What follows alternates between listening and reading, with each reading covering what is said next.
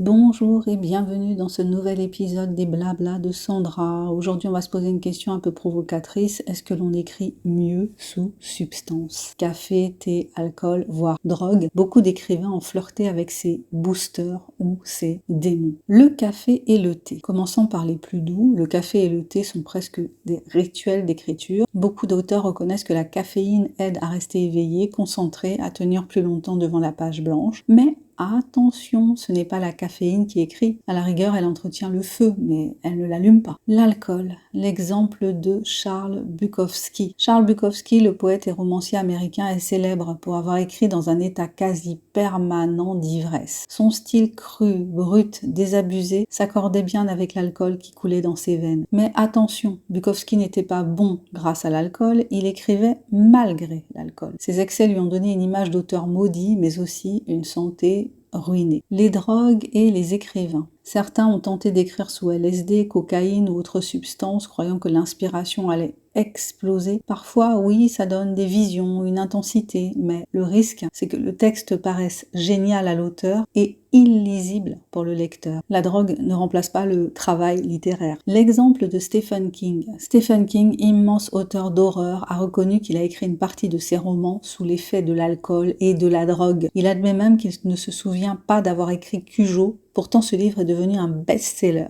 Mais plus tard, King a confié que ses dépendances mettaient sa vie en danger. Après s'être sevré, il a continué à écrire et il est toujours aussi prolifique. La leçon, le talent était en lui, pas dans la poudre. Alors, est-ce qu'on écrit mieux sous substance? La réponse est simple, non. Ces produits ne donnent pas de talent, ils peuvent parfois libérer une barrière, faire tomber une inhibition, mais le prix est énorme et l'illusion de génie peut vite se transformer en naufrage. En réalité, les seuls vrais carburants de l'écriture restent la discipline, la lecture et la capacité à se confronter chaque jour à la page blanche. Le reste, c'est du folklore littéraire. Voilà, c'était l'épisode du jour des blablas de Sandra. Et toi, ton carburant pour écrire? C'est quoi? Dis-le-moi dans les commentaires, si tu l'oses. Abonne-toi, like, partage, participe au bruit du monde de l'auto-édition. Je te dis à très bientôt pour un nouvel épisode des Blablas de Sandra et pense à découvrir mon dernier bébé de papier paru à ce jour, L'amour minimaliste, une romance qui parle de deuil, de résilience et de renaissance à travers un nouvel amour avec tendresse, humour, passion et